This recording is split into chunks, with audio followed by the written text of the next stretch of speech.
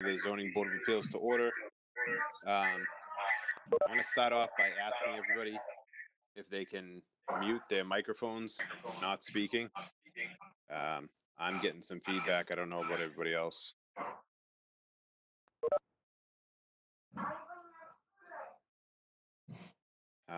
The other thing I would like to remind everybody is that for each vote we'll need to take tonight will need to be a roll call vote. So we'll go through each board member one at a time and to do those votes. So just bear with us while we move forward with these items. So the first item on our agenda is a continued hearing for 121 Lexington Street.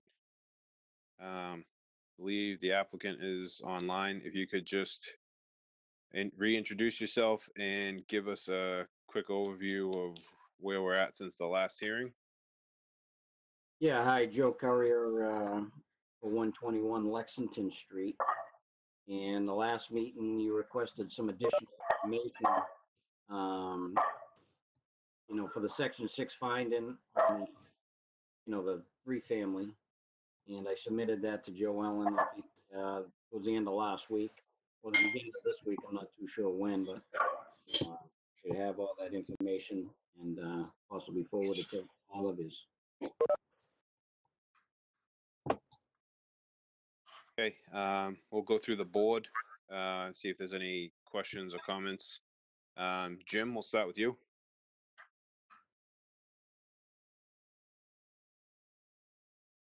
Sorry, no, I don't have any comments right at the moment. All right, Charles. Yeah, I have a couple of comments, I guess.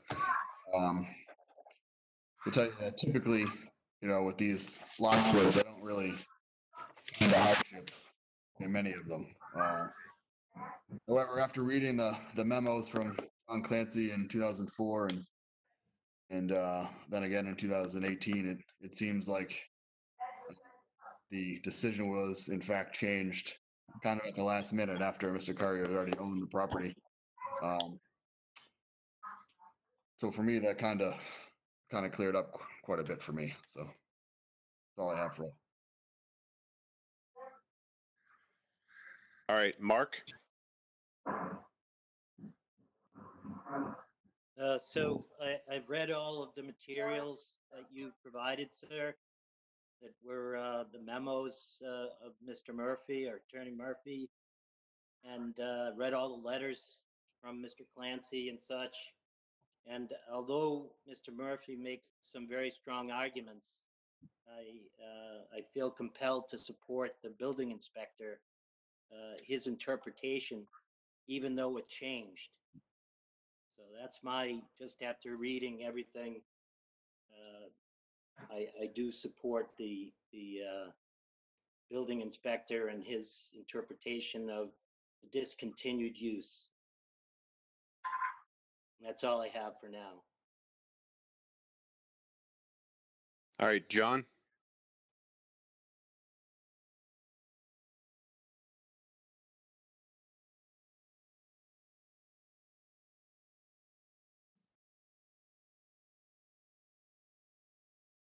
I'm not sure if we lost. Oh, John.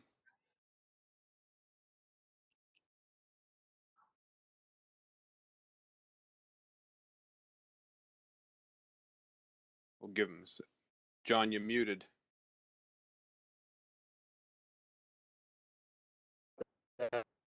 How's that? You know? Can you hear me? Yeah, it's better now. You were cutting in and out for a second. All right, sorry about that. So I'm saying I don't like using this financial as a hardship, because we're not supposed to be using personal financial hardship. However, I do think that the applicant was wronged here from the town. So I think we really should try to give him some sort of relief here. I don't really think he's even asking for that much, to be honest with you. I think it's compared to what's been there for years, 2 brand new houses, I think would be an improvement for the neighborhood. So I'm leaning that way to go with them, unless I hear something from somebody else that changes my mind. That's where I'm leaning. Okay. Adam, comments, questions? Just one question, and I think it might be asked to you, Mr. Chairman. So I know we have some sort of restrictions in regards to not being able to change uses with our decisions on property. Moving it from a property that has a 3-family home to to multiple 1-family homes wouldn't be something under that purview, would it? It would only be that way if we were allowing him to build 2 structures, 2 single-family houses on the same lot. But Right. what we're doing here is discussing whether we would let him split the lot into 2 smaller lots, which would then just allow for regular single-family use on each lot, separate lot. Right. Okay. So if it's separate, we should be fine then. Yeah. All right. Thank you. All right.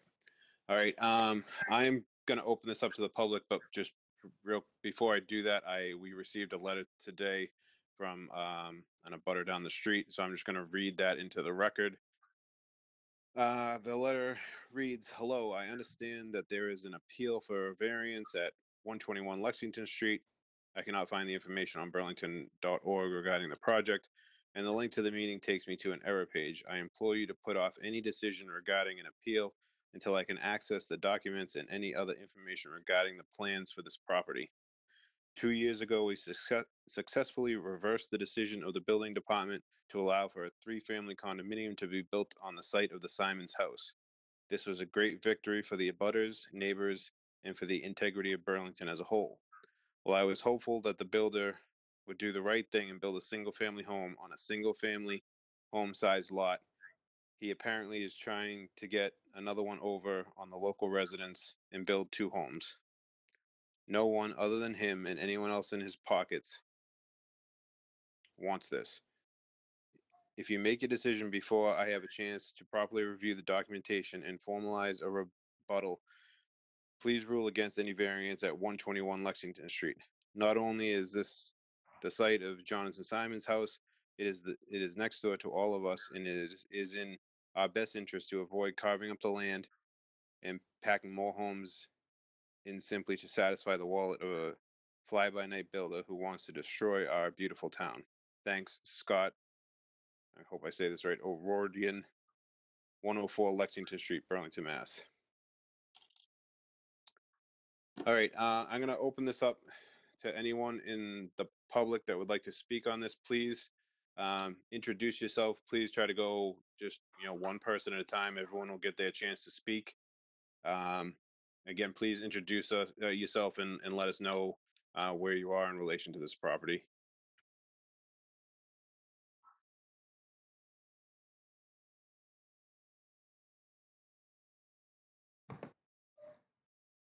Hi, this is Rose Hatch. I'm located at 117 Lexington Street. Can you hear me okay?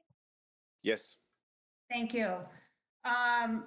So, for over a decade, the abutters have been opposed to the building of multiple units, whether it be homes or condos, on this one lot, including proposals by the prior owner to Mr. Carrier.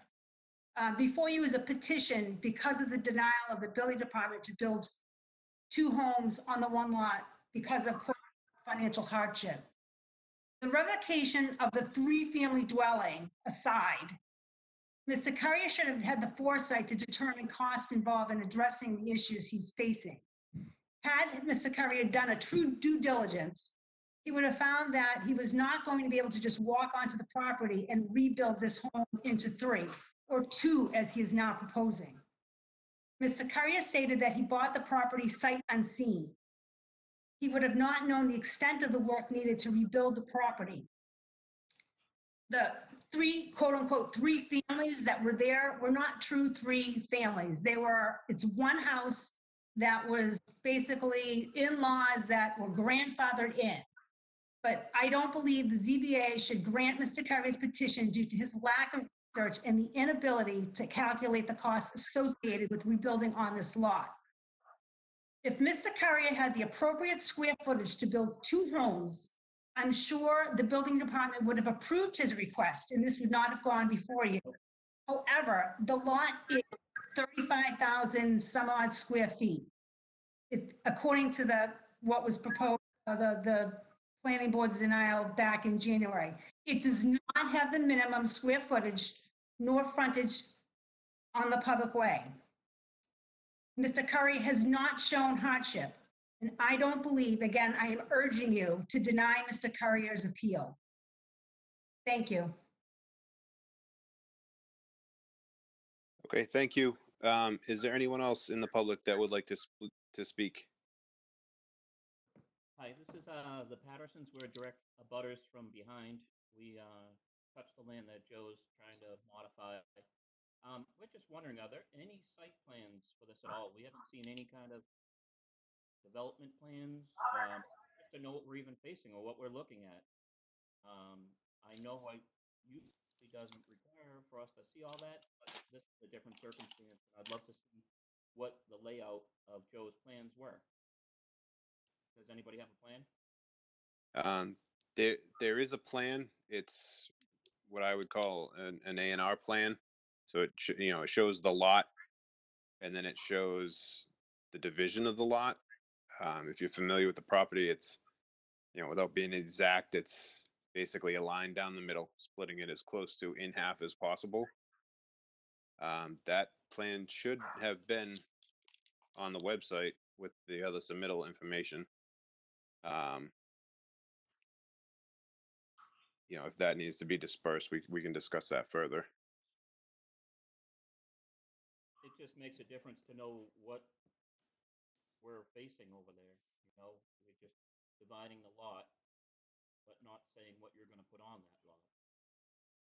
It is a kind of a small area to put two houses. Are they going to be facing each other?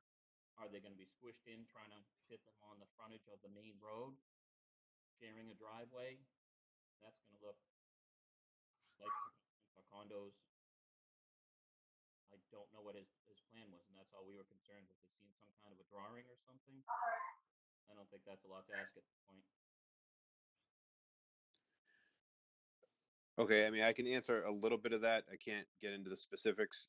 Well, I don't have the specifics, but he would, he's got about just shy of 72 feet of frontage on the road for each lot, and then within each lot, he would need to abide by the current setbacks. So they would look like single-family homes separated. They would just be on smaller lots than you would normally see. That's if it were to be approved. But he would still need to meet the setbacks. So 15 feet on the sides, 25 feet in the front, 15 feet in the back. We don't, the plan that was submitted to us doesn't show us any footprints of the proposed dwellings as of right now.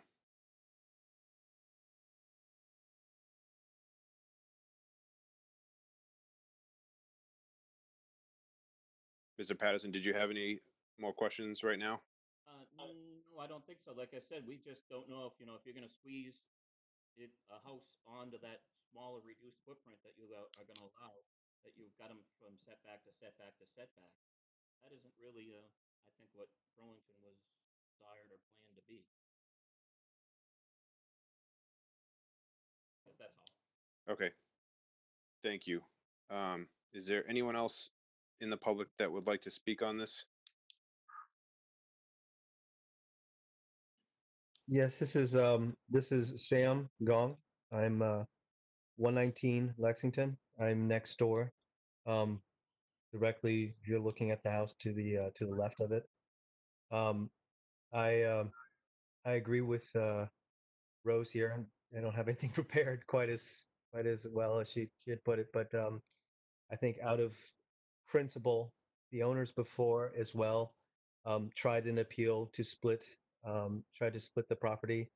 I mean, out of principle, they were denied, and I think just to maintain that, just in terms of what the zoning, what the requirements are, I just can't in good conscience make an exception in this case either.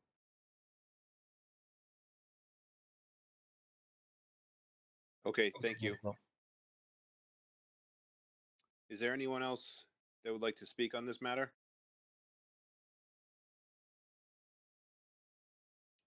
Hi, this is Rose Hatch. I just wanted to add, because I missed the beginning and I'm not sure who on the board was speaking, but I wanted to touch point on, I heard there was a decision at the last minute to change the property, and it cleared up quite a bit. I don't know what that means. I do know that it was not a decision at the last minute. We had gone month after month with the planning board about the non-conforming use. It was not being used as a three-family, which is why the building inspector had rescinded or revocated the quote-unquote three-family home and made it a one-lot zone. So I just wanted to point that out, that it was not done at the last minute. There was, again, months of debate going back and forth on that topic. Thank you. Thank you. Is there anyone else in the public that would like to speak on this matter?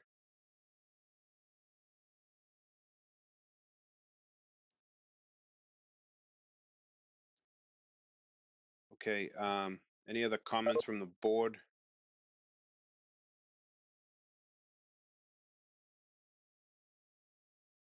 Can I make a suggestion?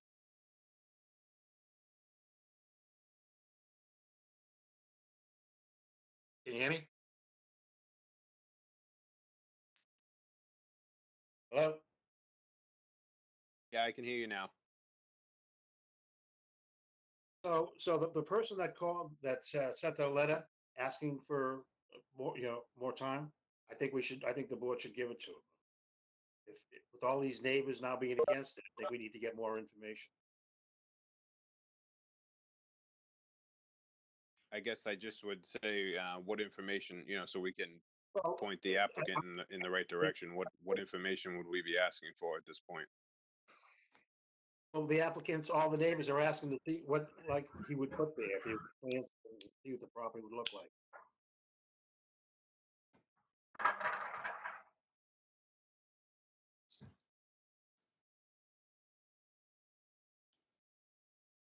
I'm just writing this. Yeah, I'm just writing it down. Sorry. It's just a suggestion. I don't know. I thought we'd ask the applicant if he'd be interested in doing that. I don't know though. In my opinion, if a resident asks us to hold off to the next meeting, so because she didn't get notified or whatever, then that's something we should probably do. In my opinion. Yeah, I just want to try to compose, if there's any more information that we're going to be asking for, I'd like to try to compose as well a list. If the neighbors could see actually what his intentions were doing on the lot, maybe that'd be helpful. Maybe he can't get that done by the next meeting, I don't know. But I'm just asking to ask the applicant to do that. I understand. Anyone else from the board, any other information that we might want to ask for, or any other comments to try to move this in one direction or the other? Yeah, this is Mark. I don't think we need any more information. I think it's pretty clear. I'll let the vote decide that.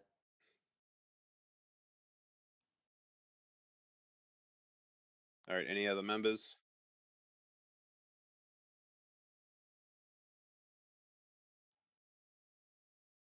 All right, Mr. Curry, do you have an idea of what you'd be looking to do on this property as far as houses and placement? Yes, I do. It's, they're about 3,200 square feet each. And they sit about 35 feet off of Lexington Street. And they're sitting 35 feet off. They're about 250 feet from Mr. Patterson's house. So they're pretty far, pretty far back from Mr. Patterson's house, about 250. So they're not, 3,400 square feet. The colonials that you're, seeing around town being built. Would there be a way for you to provide us with a plan showing the locations, even just the rough footprint? Of course. Yep. Just that way. And would you be able to submit that to us digitally? If we need to continue this, as it looks like we might have to doing this virtually. I think we'd be able to share the plan digitally, especially if we know we need to do that, and then that way, if the people can't find it online, at least they'll be able to see it during our meeting. Yes, I could submit it digitally. Okay, thank you. I'll update the website. Okay, thank you, Joellen. Just before we move forward, unless anyone else has any other comments, I have sympathy for the situation that the applicant is in, but I am having a hard time getting past our criteria for hardship. So I just wanted to say that now before we move on to the next meeting. The hardship that we're supposed to look at is supposed to be of the land or the structure, and a financial hardship can be a hardship, but it needs to be in relation to one of those things.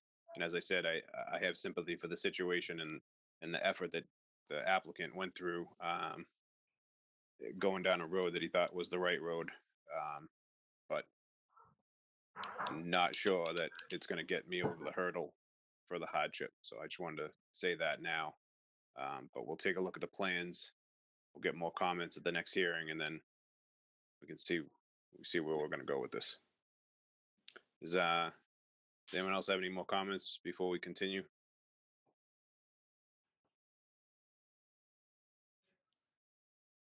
All right. I'll take a motion to continue then. I'll make a motion to continue to our next meeting, which I think is June 2nd. Second. All right. The motion is made and seconded to continue to our next meeting. We'll do a roll call. Jim? Aye. Charles? Aye. Mark? Aye. John? Aye. All right. And Adam, you're the alternate here, and I also say aye. All right. So we're continued to our next meeting of June 2nd. Hopefully we can wrap this up at the next meeting. Thank you for everyone for your comments, and sorry for the virtual meetings. They're a little bit cumbersome, but we're going to try to get through it. Hopefully we don't have too many more of them. Thank you, board members and Mr. Chairman. Okay, the next item on our agenda is a new hearing for 75 Middlesex Turnpike, as advertised for Fogo de Chao. I'm not going to say that right. Churrascaria at 75 Middlesex Turnpike. Is there someone here for the applicant? Yes, Mr. Chairman. This is Mark Vaughn, and we have a few others as well. Okay, yeah, if you could, Mark, you introduce yourself, but anyone else that speaks, please just introduce yourselves before you speak, so we know who's speaking. And if you could just give us an overview of the proposal, please. Sure. Well, good evening, Mr. Chairman and members of the board. Attorney Mark Vaughn here tonight representing the applicant. Hope you and your families are all doing as best as you can through these crazy times. We have a few folks here that not sure they're going to have a speaking role or not, but easy for them to dial in. But Joe Mueller, who's with First and Main Sign Company, he prepared the sign renderings that have been submitted for the record for the project. Jennifer Moulton, who is with Fogo de Chao.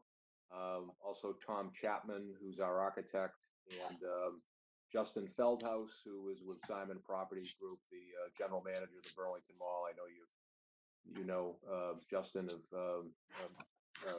met Justin before. So we're here in connection with the property that is at the lower level of Sears. I guess I was going to ask if Joe, we had a dry run of this yesterday, Mr. Chairman, to make sure that we could upload the plan, make this efficient. But Joe, do you think you might be able to upload the plan while I'm talking here? Sure, I'm going to give that a shot. All right. But while he is doing that, so Fogo de Chao is a full-service restaurant that specializes in Brazilian churrasco, and it's an authentic Brazilian steakhouse. They have locations throughout the country. This would actually be their first suburban location in the state of Massachusetts. They have one location in Massachusetts today, which is in Boston, in the Copley Square area. Not sure if any of you have been there, but they've been there for several years and are very excited about the opportunity to locate here and be part of the Burlington Mall's redevelopment. So the corner that, how you make it out, Joe, is that, I don't see it as of yet, but. I'm almost there, I think. All right. Okay. So we're talking about the corner of the lower level of the mall, which is the corner facing the district and Mall Road, and it would be basically where Sears, where that kind of the landscape outdoor equipment area was for Sears. So it's that corner of the property that we're talking about. Here we go.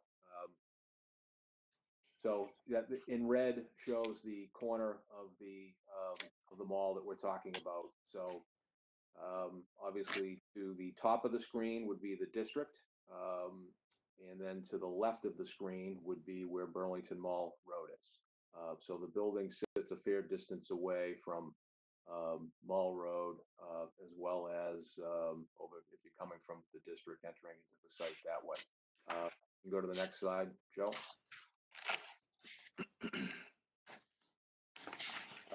This is a more close-up view, obviously, of the restaurant. Fogo's very excited about the design. They spent a lot of time on the design and the architectural elements of the building, and as I hope you can see, that really comes across in these images as well. It's a very rich looking building. They have the two Fogo de Chao signs are the two marquee signs, one over each entrance. Since they are at a corner, they have two doors, two entrances. So they have a sign that says Fogo de Chao that is over each one of those doors. Those are the two marquee signs as indicated in the building inspector's denial letter. Those technically exceed the maximum size allowed for a marquee sign. However, they're very tastefully sized. I think what hopefully can come across these images is that the sign has been hopefully large enough for people to be able to see clearly if they're on the main roadway, but not meant to be overpowering or garish or inappropriate in appearance. The other, there's another view of that entrance. This again would be the entrance facing Burlington Mall Road. And you can see to the left, there is an outdoor patio dining area, which we're certainly hearing a lot about these days in terms of everything that's going on right now. I think it might be a place where we're all going to be hopefully eating soon, but they have a second sign that says Brazilian Steakhouse. That's a wall sign that is located at that outdoor canopy feature. And I don't know if you want to go to the next side of the building. That's just another angle of the same side of the building, showing that outdoor dining area as well as the Fogo de Chao entrance sign. And then maybe, Joe, you can just go to the other side facing the do we have a color rendering of the side facing the district, or maybe we already skipped over that? These are the two elevations that we have with signs. Okay, all right. But the other one, well, you can see the side angle of the one facing the district, which is on the left-hand side. So the signs are internally channel illuminated. They're under the 90 lumens, and the way they're set against that, it's kind of a faux marble tile product that's on the building. I think it provides a very rich appearance to it. So, Joe, maybe I could just turn it over to you, and you can just explain the how the signs are installed and just the specifics of it. Sure. So there's two different sign types that we're looking at here. We have the Fogo de Chao letters, which you see in that faux marble background. Those look black during the day, but they actually transition to white at night. As a result of that transition, the light is filtered a little bit and knocked down. And I'll show you a picture example of another site in a few minutes. So those are the Fogo de Chao letters. And then the Brazilian Steakhouse, I'm going to skip down to. This is the typical detail on the Brazilian Steakhouse. Those are what we call push through. So the metal canopy that you saw the letters on is literally routed out, and this acrylic is pushed through and then lit from behind. So those are white during the day and the night. And if I may, I'm going to try and pull up a picture here of both of those sign types, which might be easier said than done with my computer skills here. Give me 1 second. And you see the picture of Brazilian Steakhouse on your screen? Not yet. Okay, give me 1 moment.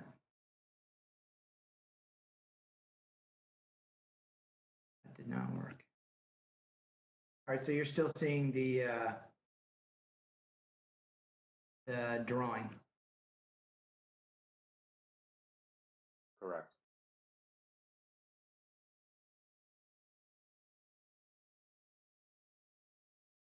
Sorry, everybody. This is new for me. Yeah, I can't seem to get it to pop up.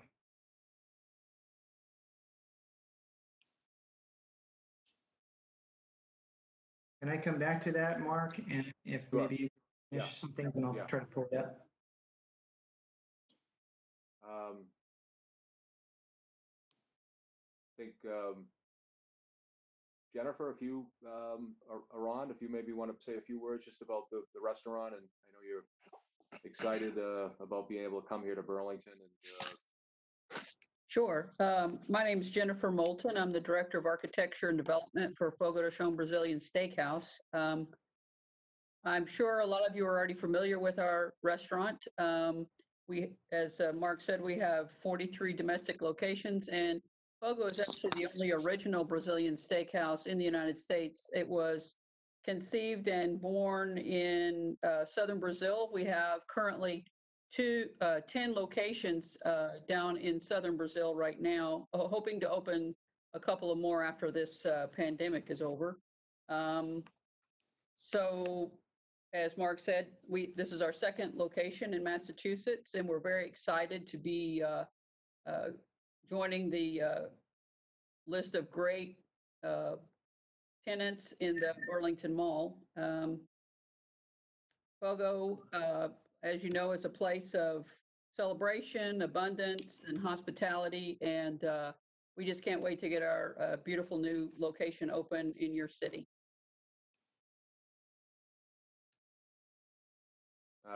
good timing. There we go.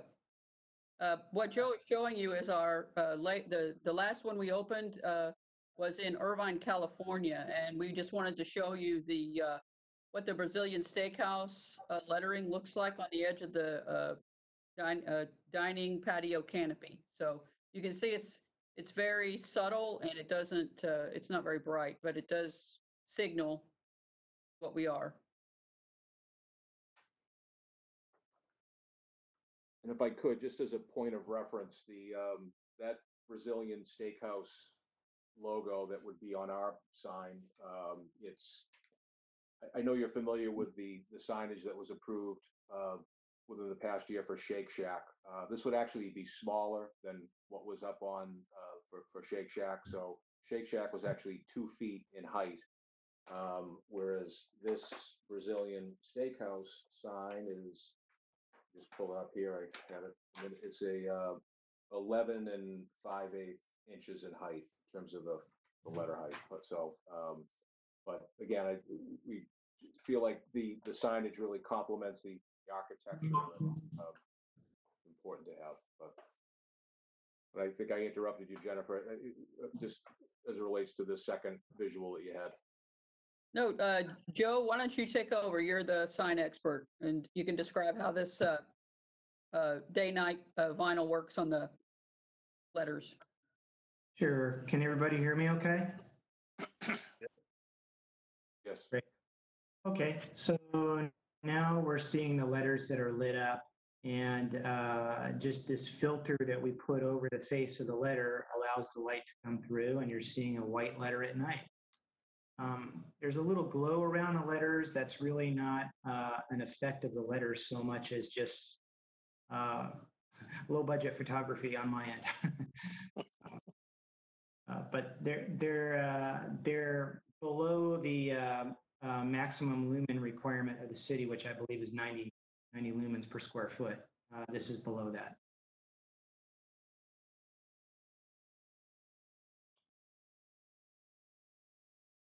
So I think, Mr. Chairman, that concludes our presentation. Obviously, we're available to answer any questions or any comments you may have. Okay. All right. Let's take comments from the board. Adam, we'll start with you. Any questions or comments? Not at this time. All right. John? Yeah, I have a question. First of all, I have no problem with the Brazilian Steakhouse signs, either one of them on the canopies. I don't really have a problem with the other side. I just got a couple of questions. So you say there's another Massachusetts location? Do we have copies of their signage? Can we see their signage?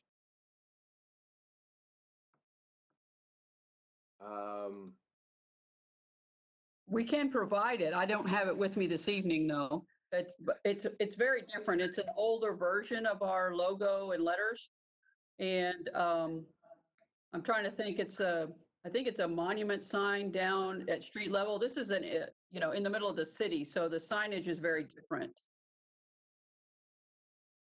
Oh, okay. In the Boston location. So on this Foco de Chao sign, so it's that the big square is really the whole sign, right? What is that? What is the logo on the right? I can't make it out on the paperwork here. So that's actually an architectural element. It's a breeze block. Yeah, I can see it now. Yeah, top sign.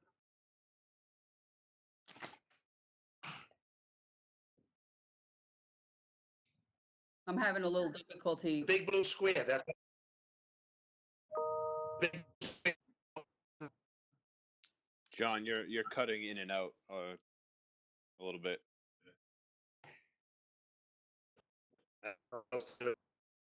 The big square on the side.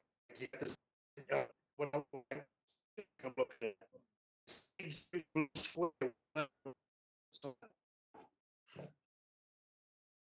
John, this is Mark. I think we're all having trouble hearing you, but I think you're asking about the square that's to the right of the Fogo de Chao sign. No, not past that. I'm talking about the square that the Fogo de Chao is actually on. Oh, okay. As I understand it, it's a faux marble tile product. It's meant to have a marble-like appearance, but it's not actual marble. But it has. No, I don't mean to interrupt you, Mark, but my question is, so what are the dimensions on that big square? Not the letters, the square.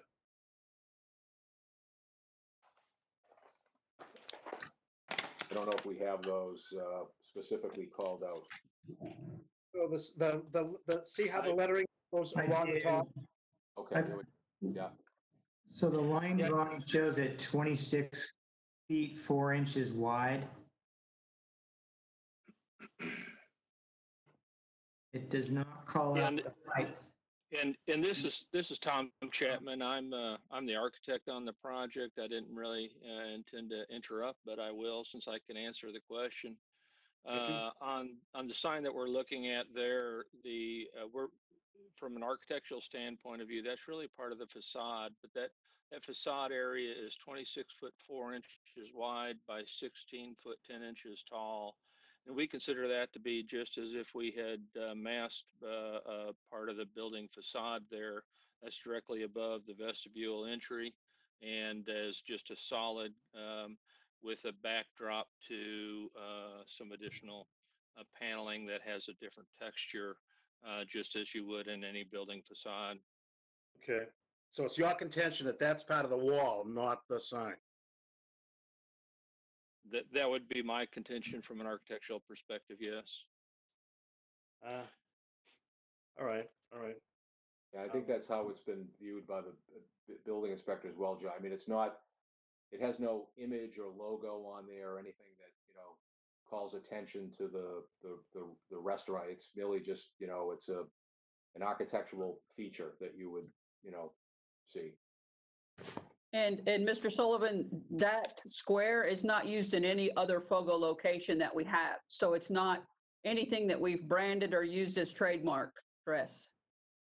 Well, thanks. That was the reason why I was asking that. But I'm not against it. I'm not saying I'm against it. I'm just asking questions that are popping out at me. I guess I'm all set for now, Mr. Chairman. Thank you. Okay, Mark, questions or comments?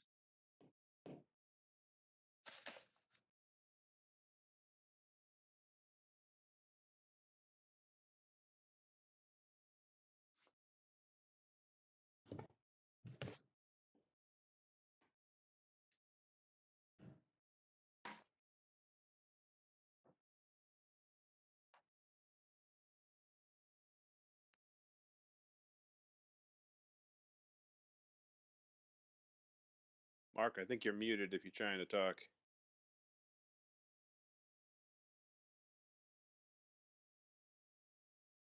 Yeah, no, I apologize. I'm trying to,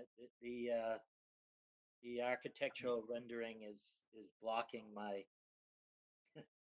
all my buttons there. But so my question is about the architectural feature that holds the Fogo de Chao name. Is that above the roof line? It appears when you look at it that it's above the roof line, those two architectural features.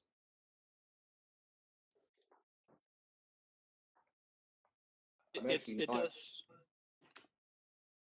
does step up above the roof line and I'm very close to about 1 foot 6 inches, and you can see that there's 3 different massing areas, 2 areas that have signage on them, and 1 area to the left that's closer to the mall entry that has the same facade area but does not have a sign attached to it, and then the higher step up of the mall entry, which is not part of our project, Right. but it's attaching to that. So, well, that would be my only concern is that it gets up above the roof line, which I don't know that you really need 26 by 16 for that architectural feature. Is that really necessary? I don't know. That's my. I have no problem with the Brazilian steakhouse. From an architectural standpoint of view, the width of that facade is directly above the width of the entry vestibule, and we look at everything down below that upper point as being a part of the building facade, down to door height. Even though it goes above the roof line, it's part of the facade. So, Tom, could I jump in? This is Mark. Absolutely, sure, Mark. Yeah, I think that this rendering that we're looking at may not be, does the words Fogo go above the black box that's behind there?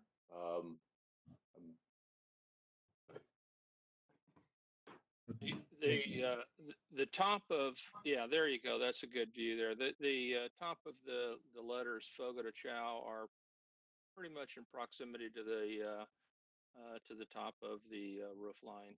There is a higher roof line that you can see in this elevation that's stepped back further into the existing building that's there. That's a higher roof line area, and you can look to the right at the softer lines where the dimension over to the far right, if you'll take your cursor over there. That's a very high area of right there. Thank you very much. That's a very high area of the building facade beyond the Fogo de Chão location. So that's part of the redesign of the Burlington Mall, and we feel like we're well in and well below that that very high point. Yeah, I don't have anything further at this point. I'll wait to hear from the rest of the board. All right, Charles, questions or comments? I don't have any real questions. I think everything looks good. I think I'm fine with the whole thing. All right, Jim. Yeah, I just had one comment or question. So just looking at sign B, that looks a little, I don't know, I guess less overpowering than sign A. So what was the logic of not stacking the words in the name like you did in sign B? Just because it's so much wider? From a sign perspective, exactly. Just trying to utilize the space better. It's definitely linear as opposed to B that tends to be more squared off. And I'll interject just a little bit too as well. The back to the other image that is over the primary entry to the restaurant. So we wanted to give that a little bit more prominence. Okay. I think it looks very contemporary looking. I like it. All right. Yeah, I like the look of it. I just have a couple of questions myself. I just want to clarify the renderings are not 100% clear to me.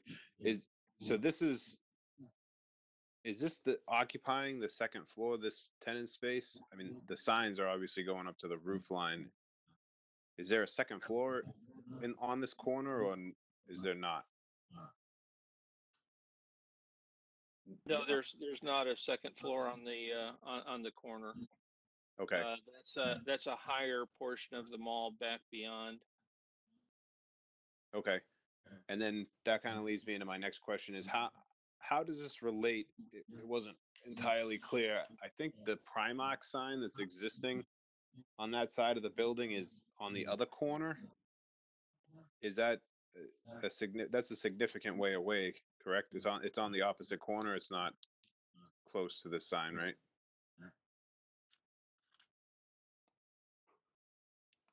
Yeah, I believe that that Primark is further back the way. Justin, I don't know if you, just from your institutional knowledge there, can speak to that, but Justin Feldhaus, trying to pull up a. Sure, yeah, Justin Feldhaus, General Manager, Burlington Mall. The Primark sign on that side of the building that faces the district is up higher on the top of the second floor of the building, closer to, if we're looking at this rendering here, where it says C1, it's to the left of that, at that level, where it looks like there's windows up there. It's right in that general vicinity. Okay, and how about on the elevation that faces Mall Road? The elevation that faces Mall Road, it's much further to the right. Yeah, I think it's almost down near where the other corner is, Mike. Correct. Okay. Yeah, I just wanted to make sure. That's what I thought. I just wanted to make sure that I had. I mean, from these colored renderings, this looks like like it could be taking up a very significant portion of that side, but then when you look at the overall site plan, it looks like it's a smaller corner than is kind of represented. So I just wanted to make sure I had my my scale correct on that while I was looking at it. Yeah, like I said, I think it looks good. I think the whole corner really dresses it up, so I think it's nice.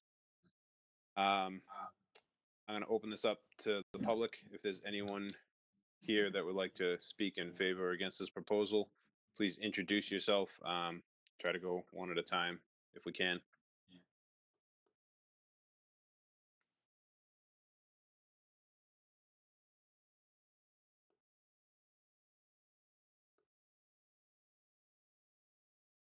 Okay, hearing none. I'll make a motion to close the public hearing. Second. Second. Motion is made and seconded to close the public hearing. Roll call, Jim, Aye. Charles, Aye. Mark,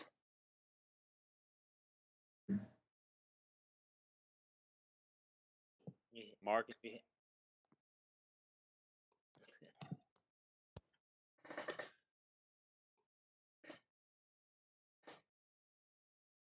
Mark, you're muted right now. Aye. Okay. John? Aye. And myself, aye. All right, any other comments or motions?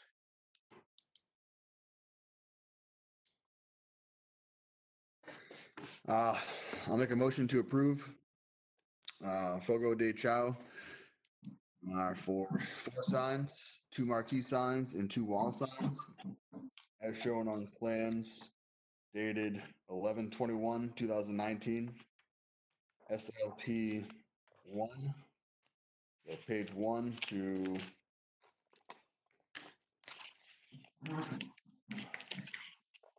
page 4.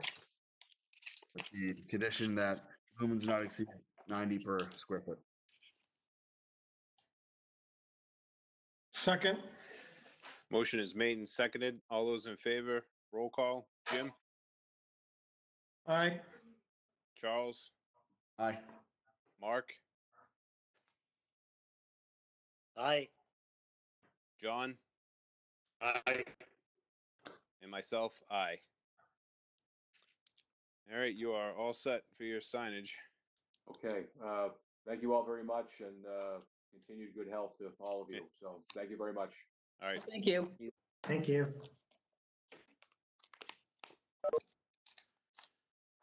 Okay. The next item on our agenda is a new hearing for signage at 64 Cambridge Street, as advertised.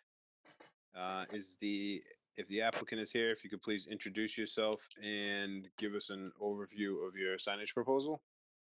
Absolutely. Thank you, Mr. Chairman. My name is Tony Ionati. I work with Integrated Builders. I am here today representing Herb Chambers Porsche. We're trying to put up a coming soon construction sign in front of the project at 64 Cambridge Street, which, if you're familiar, is right next door to the existing Porsche Audi dealership. The temporary signage, there's actually 2 components of this. There's a coming soon sign, like I mentioned. It's 2 4x8 signs that show the new home of Herb Chambers Porsche. And I'll try to put it up here on the screen so you can see it. And it's basically just a V-shaped sign with each side that will have this rendering on each side of it. And then the other component is, again, along Cambridge Street, we have some scrim that goes on the fence. It's 6 foot high scrim, and there's a couple of Integrated Builders logos we're proposing to put on there. The logos themselves are about 5 foot by 5 foot. This drawing here shows the proposed location of the building, the new building, which is just to the east of the existing Porsche Audi dealership right on Cambridge Street here. The sign is this V-shaped red sign. I don't know if you can see that here. And then the scrim signage would go right behind it, right along the fence line here. We have the images, but we're not seeing what if you're trying to display something. Okay. You can see the images, but you're not following what I'm saying? No, sorry. We have copies of the plans, but if Okay. you're, I think you said you were trying to display it on the screen through the meeting. Not showing. We're not seeing it on the display. Okay, sorry about that. No problem.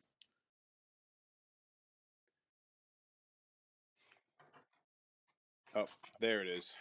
Okay, so let me, if you don't mind, I'll just take you through it really quickly. Yeah, no problem. Sign A, we'll call this, is basically just two 4x8 signs that will be assembled in a V shape. They're just freestanding signs, 4 foot by 8 foot each.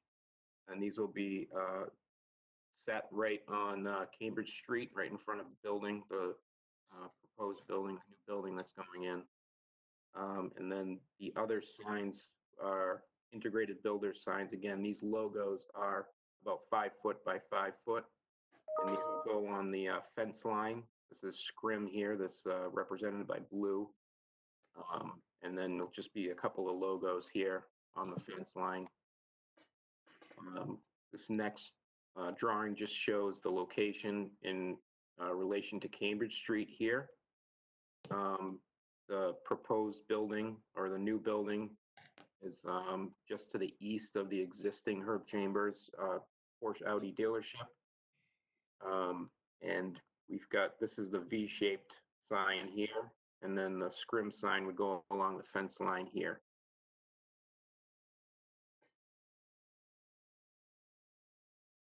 Okay, we'll open it up for comments from the board. Jim, we'll start with you. No, I have no comments at this point. All right, Charles. Sure. How long do you need the signs for? These signs will be in place until the project is complete, which would be around February of 2021. Okay. Is that 10 months or so? Yeah. And the I'm sorry, I do have a question. Sorry, Charles. Yeah, go for it. Are the signs illuminated? No, they're not illuminated.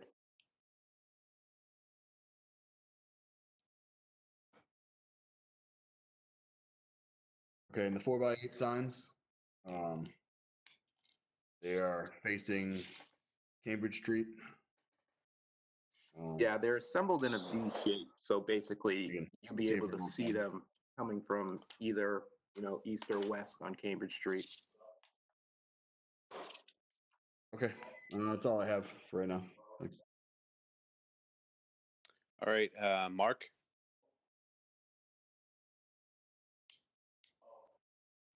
Hello. We can hear you. Everybody hear me? I can hear you now.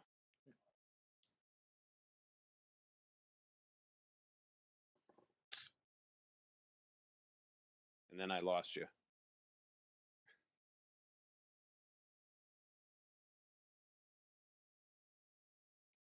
We'll give Mark a second to see if he can get back.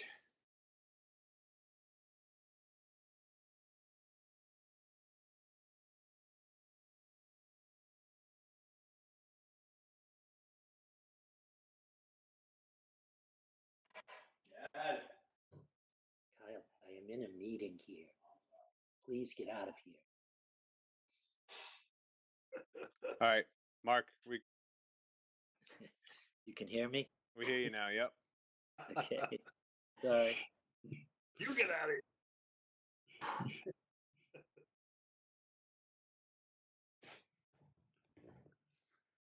Mark, any questions?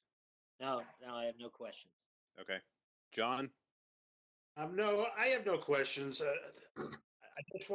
I would like to see, just like an end date, like we pick a random date. They said 10 months.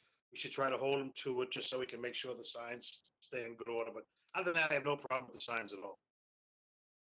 Okay. Adam? No, no questions. Okay. My questions were answered. One minor thing, just you mentioned the scrim was represented in blue. Is that, I'm assuming it's going to be black on the site? No, the scrim will be blue. Oh, it will be blue. It doesn't matter to me. I was just curious. And it'll only be the 2 integrated builder 5x5s that are shown there. There won't be any other logos or lettering along the scrim, correct? That's correct. It's just those 2 logos. It's not going to be continuous with those logos all the way around. It's just those 2. Okay.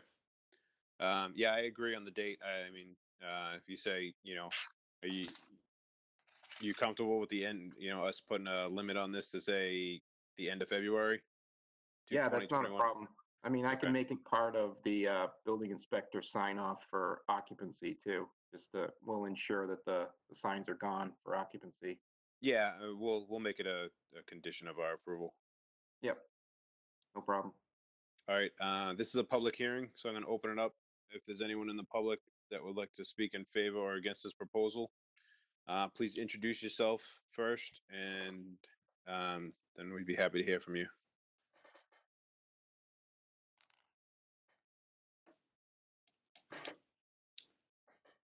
All right, hearing none, we can Make a motion to close the public hearing. Second. Motion is made and seconded to close the public hearing. Roll call. Jim? Aye. Charles? Aye. Mark? Aye. John? Aye. And myself, aye. All right. Does anyone have any questions or motions? I'll make a motion to approve 64 Cambridge Street for 3 temporary signs, 2 4x8 foot freestanding signs, and 1 construction sign that is 5 foot 8 inches by 50 feet, with the condition that they be removed by the end of February 2021. Second. Motion is made and seconded. Roll call vote. Jim? Aye. Charles? Aye. Mark? Aye. John? Aye. And myself, aye. All right, you're all set for your temporary signs. Great. Thank you, Mr. Chairman, members of the board. Have a great Thank you. night. You too. Okay, the next item on our agenda is the minutes from our May 5th meeting. Has everyone had a chance to review the minutes? Yes. Yes. Make a motion to accept the minutes. Second. Second. Motion is made and seconded. Roll call vote. Jim? Aye. Charles? Aye. Mark? Aye. John? Aye. And myself, aye. And unless anyone else has any new business, take a motion to adjourn. Motion to adjourn the meeting. Second. Motion is made and seconded. Roll call vote. Jim? Aye. Charles? Aye. Mark? Aye. John? Aye. And myself, aye. Well, Adam, I think you vote on that too. Aye. All right, meeting adjourned. Thank you. All right. Thank you. Thank you. Have a good one, Joellen, brother. do we have anything for our